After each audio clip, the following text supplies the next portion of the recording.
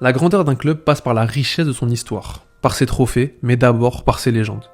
Au Real Madrid, plus que nulle part ailleurs, celles-ci vont et viennent. La tunique blanche, ne laissant personne indifférent, attire inévitablement tout joueur porté par l'ambition d'être du bon côté de l'histoire. Légende du football, icône de tout un pays, Zidane entre parfaitement dans cette description. Aux portes des années 2000, il est l'un de ces rares joueurs dont la technique n'a d'égal que l'élégance. Champion du monde, ballon d'or, son talent a déjà imprégné le monde et l'histoire du football. Pour autant, aussi belle qu'elle puisse paraître, l'histoire de cette carrière était aux yeux de son auteur bien inachevée. Même à ce niveau, quelque chose semblait encore lui résister, et c'est dans la quête de ce quelque chose qu'instinctivement s'est imposé le passage vers un certain club, le plus à même dans ce genre de situation, le plus grand qu'il puisse y avoir, le Real Madrid. Bonjour et bienvenue sur France RMCF. Aujourd'hui, nous revenons sur un transfert qui fut en son temps le plus cher de l'histoire du football, celui qui fera de Zinedine Zidane un joueur du Real Madrid. Léger retour en arrière. Nous sommes en 2001, la Xbox est sortie, Loft Story est diffusé sur M6, Wikipédia est lancé sur Internet, et le cours de l'histoire basculera un mardi matin à New York. Sur les terrains verts, c'est la génération des Figo, Henry, Raoul, Beckham, Bergkamp, Totti, Del Piero, Shevchenko, Rivaldo, Ronaldo et bien d'autres encore.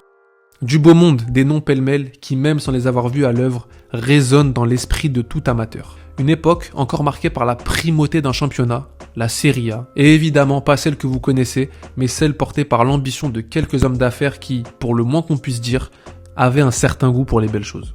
C'était donc forcément en franchissant les Alpes que vous y trouviez Zizou. À la Juve depuis 5 saisons, éclaboussant le Stadio delle Alpi de son élégance, dans une ère bien étrangère aux préoccupations statistiques, c'était bien cela qui caractérisait avant tout son séjour piémontais. En effet, tout joueur peut s'améliorer sur bien des points. La technique, la vitesse ou la force sont autant de choses qui se travaillent. Mais l'élégance, elle, est avant tout innée. Cette aisance balle au pied, cette fluidité, cela ne s'acquiert jamais réellement. Et seuls quelques élus, quelques chanceux, peuvent se targuer de l'avoir. Zidane en faisait partie. C'était un maestro, un génie du ballon rond, capable de rendre ludique tout mouvement complexe. Tout contrôle, toute passe, tout geste de Zidane était méticuleux. Une fois le ballon contrôlé, c'était comme si le temps ralentissait. Malgré quelques trophées glanés sur la scène nationale, c'était avec l'amer goût de la défaite en bouche que Zidane portait un regard sur son aventure turinoise. L'échec l'ayant frappé à 2 reprises en finale de Champions League, une première fois face à Dortmund en 97 et la seconde, l'année suivante, face au Real Madrid. On reviendra certainement sur cet épisode tant son importance pour beaucoup de supporters, mais retenez seulement pour le moment qu'on l'avait emporté 1-0 sur un but de Mijatovic. Des échecs qui forcément l'inciteront à répondre yes lorsqu'un soir, alors qu'il dînait dans un restaurant monégasque, quelqu'un lui demanda par le biais d'une serviette de table s'il voulait bien rejoindre le Real Madrid. L'auteur de cette question, assis et seul à sa table, est un cinquantenaire dégarni, un entrepreneur à la tête de l'une des plus grandes entreprises de BTP au monde, et plus accessoirement, le président du Real Madrid. Florentino Pérez. Así gana el Madrid. Ce Florentino Pérez est loin de ressembler à celui que nous connaissons aujourd'hui.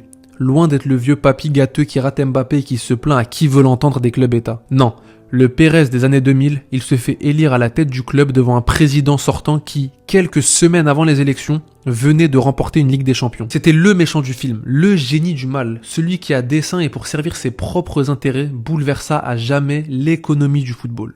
1 an après avoir arraché au Barça sa plus grande star, Pérez en remet donc une couche, comme si son équipe ne brillait pas encore assez.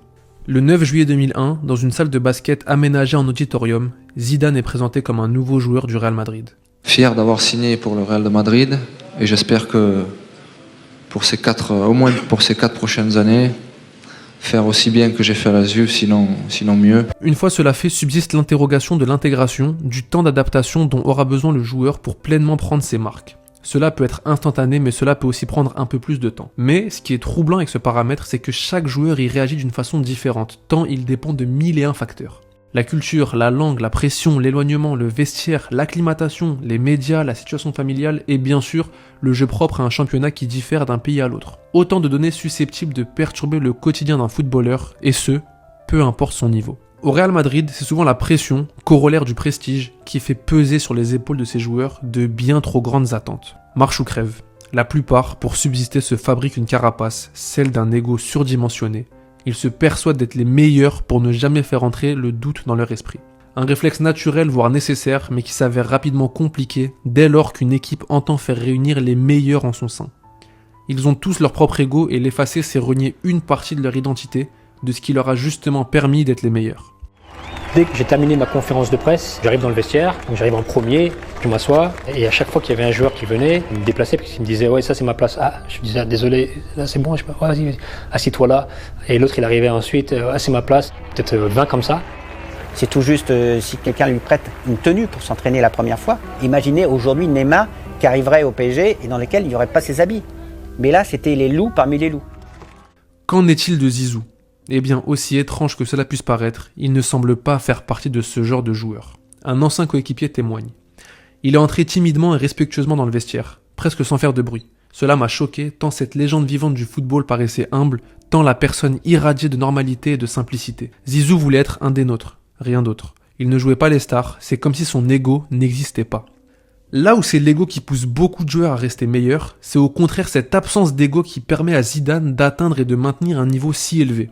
Comme si le plaisir de jouer suffisait, comme si cela lui permettait de revenir à l'essentiel et de ne pas se focaliser sur une vaine volonté d'atteindre des sommets ou d'aspirer à la gloire, mais juste d'exhiber la maîtrise de ce ballon rond, éblouissant l'ensemble des spectateurs venus assister à son récital. Comme preuve, il reste toujours disponible pour les supporters, toujours à leur signer des autographes, à échanger des poignées de main, à prendre des photos, des habitudes qui dérangent les vedettes installées. Arrête de faire du zèle avec les fans, tu prends trop de temps avec eux, tu nous fais passer pour des moins que rien, tu vas nous obliger à signer nous aussi, lui dit un coéquipier, une star espagnole. Zidane s'étonne de ce reproche et refuse de repousser ce qu'il considère comme un devoir pour tout footballeur célèbre. Il n'empêche que l'été puis l'automne 2001 sont pesants. Les supporters déchaînés se montrent parfois envahissants, la folie médiatique ne flanche pas et les paparazzis pourchassent la famille Zidane jusqu'à l'intime. Sur la pelouse, les choses ne fonctionnaient pas non plus. Son niveau est loin de celui affiché à la Juventus ou en équipe de France. Les critiques naissent et se multiplient, petit à petit dans les gradins comme en interne, on se questionne. Le jour de sa signature, Pérez avait dit que certains footballeurs sont nés pour jouer au Real Madrid et que Zidane était l'un d'entre eux. Et si finalement, Pérez s'était trompé? Et si Zizou n'était pas fait pour ce club? S'ajoute aux difficultés du français l'étrange comportement de certains coéquipiers, notamment de Luis Figo, décalé au second plan après l'arrivée de Zidane, qui ne manifeste pas une folle envie de lui passer le ballon. Sa famille, harcelée par les médias, ne trouve pas sa place dans la capitale espagnole. Zidane n'y trouve pas la sienne dans l'équipe. Les nuits blanches se multiplient, Zidane commence à regretter Turin et à considérer ce transfert comme une erreur. Que diable était-il allé faire dans ce bourbier? C'est alors qu'il appelle Pérez et lui demande un rendez-vous en urgence. La réunion a lieu au siège social d'ACS, l'entreprise de BTP dont Pérez est le PDG. Zidane se couche et dit ce qu'il a sur le cœur. « Président, j'ai une chose importante à vous dire.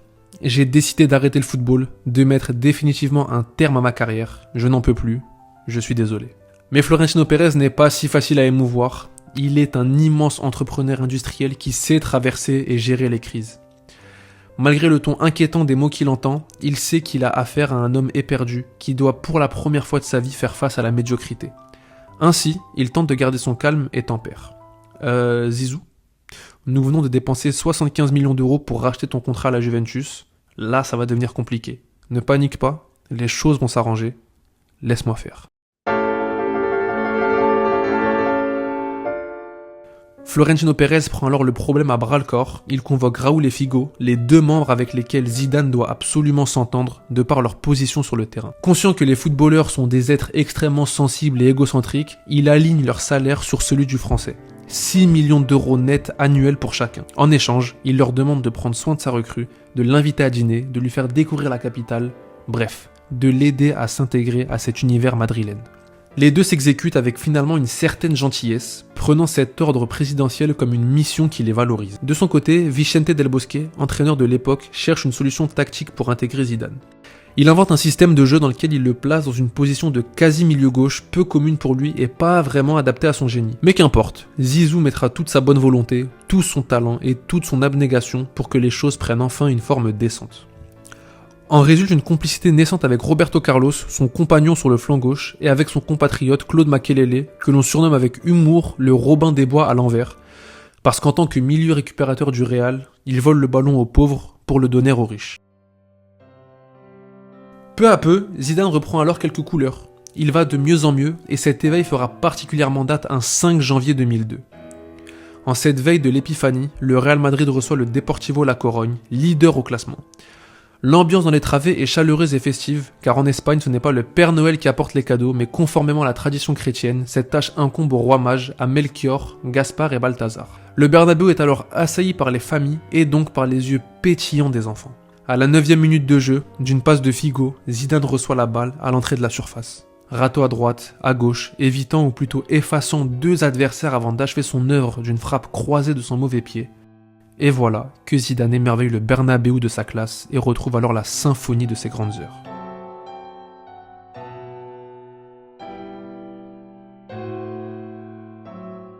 Le but est disséqué, analysé, expliqué, montré en boucle sur les chaînes de télévision.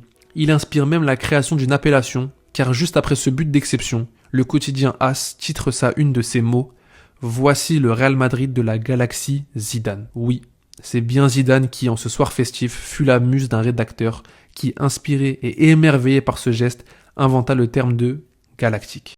Dès lors, Zizou prend ses aises et surtout confiance. Ses difficultés d'adaptation ne sont plus qu'un lointain souvenir. Sa saison est enfin lancée. En Ligue des Champions, le Real ira jusqu'à se hisser en finale, d'abord en éliminant le Bayern en quart, puis le Barça en demi, avant d'en arriver aux Allemands du Bayer Leverkusen, auréolés d'une réputation hyper offensive avec 124 buts inscrits en 58 matchs officiels. À Glasgow, lieu de la finale, les Madrilènes se doivent de sauver une saison plutôt moyenne qui les aura vus terminer 3e en Liga, mais surtout perdre la finale de la Coupe du Roi au Bernabéu, le 6 mars qui plus est, le jour même du centenaire de la création du club. Ce 15 mai au Hampden Park, le match débute plutôt bien pour les Espagnols avec un but de Raúl dès la 8e minute. Mais les Allemands égalisent rapidement et finissent par s'installer dans la rencontre. Ils dominent et se créent les meilleures occasions. Plus le temps avance, plus le Bayer Leverkusen y croit. L'équipe allemande ne cesse de surprendre. Peu à peu, le doute s'installe dans les têtes. La 3e finale, il y avait tout. Hein. En plus, moi, la 2e, je l'ai perdue contre Madrid. Hein. Donc j'arrive à Madrid, je refais une finale, et moi, je la perds. Ils sont capables de dire on a payé ce qu'on a payé, la dernière qu'on a joué contre lui, on a gagné, il arrive, on la perd. Enfin, tu vois. Je dis, bon, voilà, soit tu la gagnes, soit là, t'es sûr que tu seras le chien noir à vie. Arrive enfin la 45e minute. Lancé par Solari, Roberto Carlos déborde et envoie de la pointe de son pied gauche un centre hasardeux, ou plutôt un centre à l'instinct, un ballon en cloche, à destination de personne, qui s'élève et se suspend dans les airs. Le cuir semble alors bien inexploitable en raison de sa trajectoire, mais bien heureux est son destinataire, car celui-ci n'est pas fait du même bois que le commun des mortels. Le voilà le geste décisif du génie. Monstrueux cette rempouille comme elle est gauche. Vaya golazo de Zidane. Vaya golazo de Zidane. Il faut un petit peu de chance aussi parce que je peux le faire 100 fois ce geste. Je sais pas si je marquerai plus d'une fois, quoi. Le ballon arrive pile sur Zidane, laissé étrangement seul à l'entrée de la surface, et d'une reprise aérienne du pied gauche, il frappe directement d'une trajectoire rectiligne, comme si l'on avait dessiné un angle droit entre son pied et la lucarne du gardien. Un but inouï, tombé du ciel où l'apnée précède la folie, puis la sensation d'avoir assisté à un instant unique, un geste bien singulier s'inscrivant instantanément dans la liste des buts les plus emblématiques de l'histoire.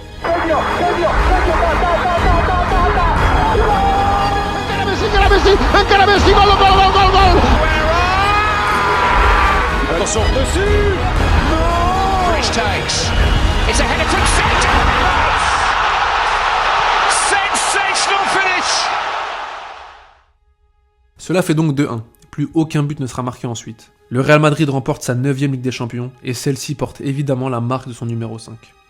Battu 2 fois en finale avec la Juve, il prend enfin, sous ce maillot immaculé, une belle revanche personnelle sur le destin. L'objectif est atteint, une seule saison aura donc suffi pour faire du rêve une réalité. Mais n'oublions pas une chose, cette réalité, celle du Real Madrid, s'est révélée à Zidane d'une telle brutalité que celui-ci en est venu à remettre toute sa carrière en question. Et ce malgré l'expérience et le talent qu'on lui connaît, on parle quand même d'un champion du monde, d'un ballon d'or, on parle de Zidane. Imaginez donc ce qu'il en est pour les plus jeunes qui arrivent au club. Tous ne parviennent pas à résister à cette pression, la preuve en est que même les plus talentueux ou expérimentés peuvent en douter. Même les Galactiques ne sont pas immunisés contre l'échec tant la réussite dans ce club demande un effort insoupçonné. Pour Zidane, malgré son statut, il lui aura fallu revenir aux fondamentaux, à l'abnégation, à la persévérance et à la rage de vaincre. comme s'il était un jeune joueur tout droit sorti du centre de formation qui aurait encore tout à prouver. Et c'est par cette attitude propre à l'identité du Real Madrid que Zidane prouva qu'il était bel et bien né pour y jouer. Il ne restera que 5 années au club, ce qui, à titre de comparaison, est moins que Lucas Vázquez ou Marco Asensio. Mais cela suffira amplement pour en faire l'un des plus grands joueurs de l'histoire à n'avoir jamais porté la tunique blanche. Mais plus encore, le passage de Zidane s'avérera être la plus grande fierté de Florentino Pérez. Ce dernier apposera même la photo de son but à Glasgow sur la pochette de son programme électoral lors de sa nouvelle campagne pour la présidence de 2009. Pour cause, cette volée dans la lucarne fut aussi sa victoire, celle de son acharnement lorsqu'il l'a recruté, mais aussi lorsqu'il est venu en aide à ce joueur de football qu'il a dû les protéger comme son enfant. Lo primero que me dijo cuando yo bajé al vestuario después de ganar es: presidente, no soy gafe. De ce transfert naîtra ainsi une relation père-fils qui plus tard aura tant d'effet lorsqu'à défaut des crampons, Zidane enfilera le costume, celui d'un entraîneur triple vainqueur de la Ligue des Champions.